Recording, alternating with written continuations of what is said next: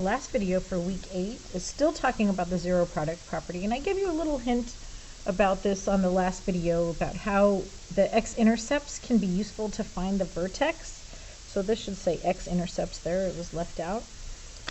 We're going to basically go through the same thing. Use the zero product property to determine the x-intercepts. So all that factoring we've been doing all semester long is coming into play right now. If I can get focused, here we go. So I'm going to build my little box. This is very helpful in helping me. Some of you might already see that this is going to, what this is going to be when you write it as a product.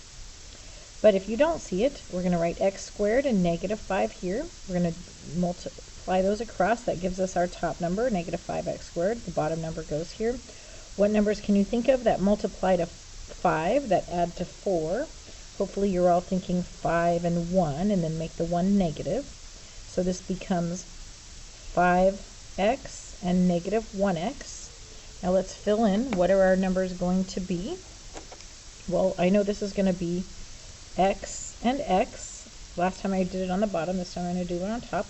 What do I multiply to get negative 1x? How about negative 1? What do I multiply to get 5? And then how convenient is that? That 5 times negative 1 equals negative 5. So here's my products.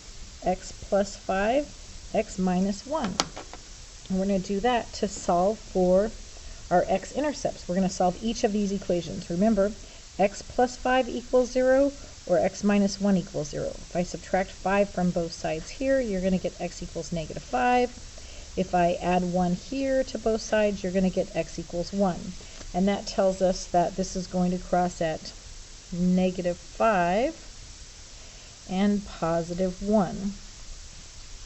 Now, how can we use the x-intercepts to determine the vertex? Remember, the line of symmetry is going to be down the middle.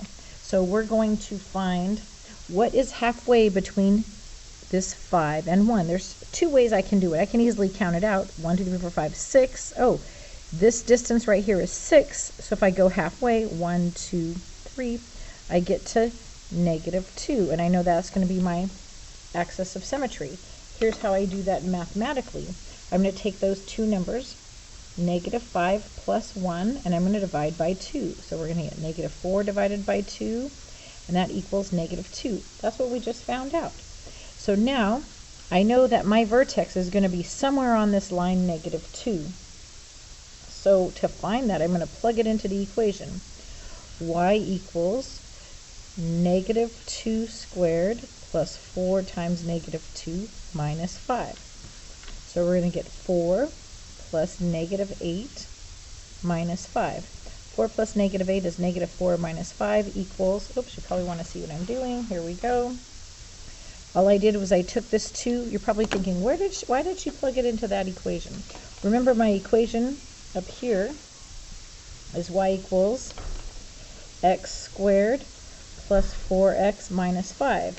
So I just plugged the x in, the negative 2 in for the x, right here, and solve that, and we get x equals negative 9.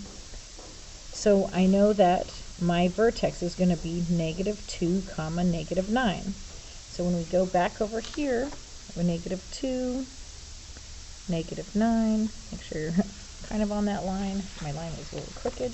And when I sketch that graph, I can just go whoop.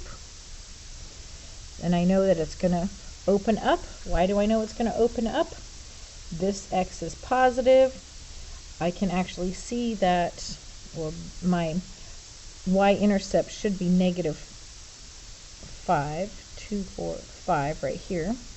Okay, should be touching there, because if I plug in a 0, 0 plus 0 minus 5, remember your y-intercept has x equals 0, and sketch the graph. I did that. Okay, let's do this again. Let's do this again, because this is what you're going to do for homework. You're going to just practice this over and over. So to sketch the graph, okay, maybe I'll put some steps here. What am I doing? One, I'm going to set up my box.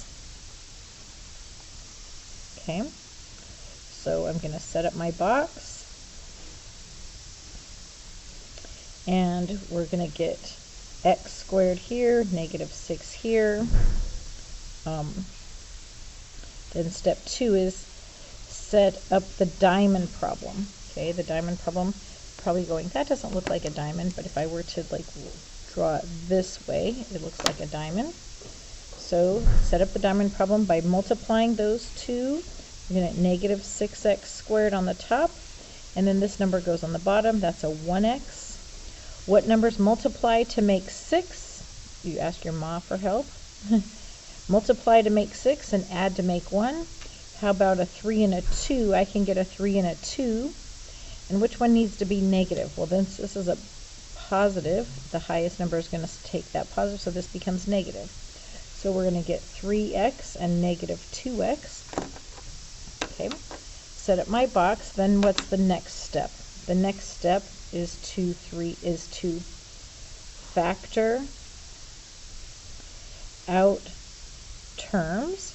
Okay, so factor out the terms is what we're doing up here. So this is going to be x times x.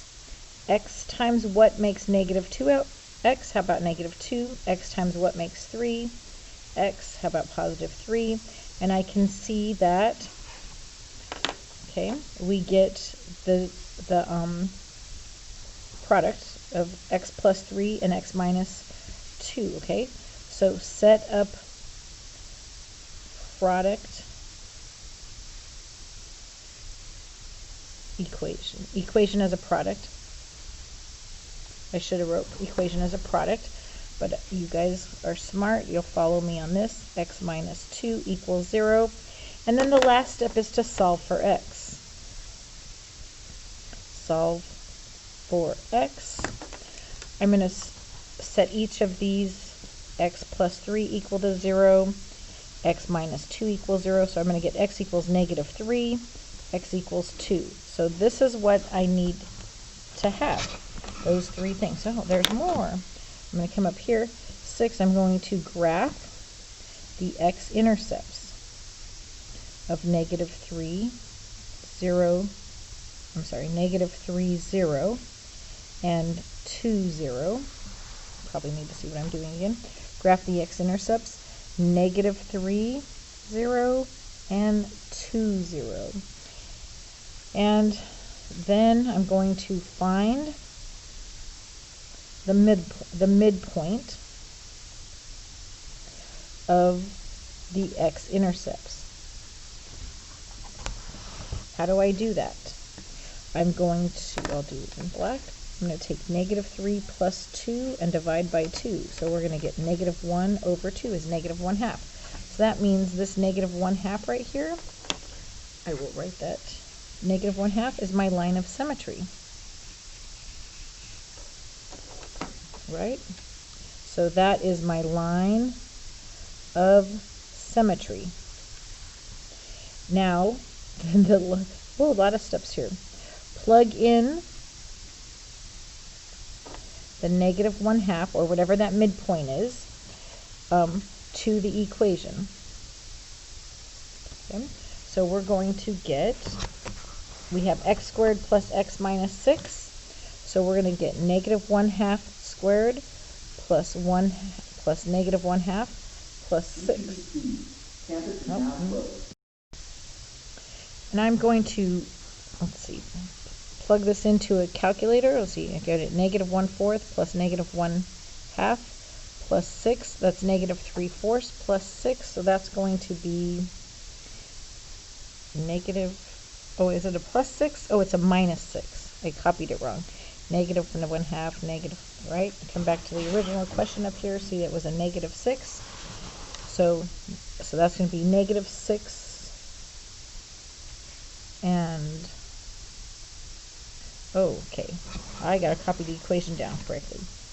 This is a negative 1/2. Oh, I did it right. So it's going to be a positive 1/4. I need to see what I'm doing. It's stuck. Okay.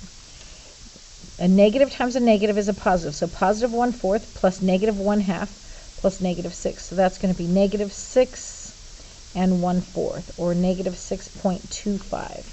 And why is that important? Because I'm going to come here to my vertex. My vertex, the x value is negative 1/2, and the y value is negative 6.25. You can barely fit it in there, negative 6.25. So negative 1/2, 246.25 fits right about there.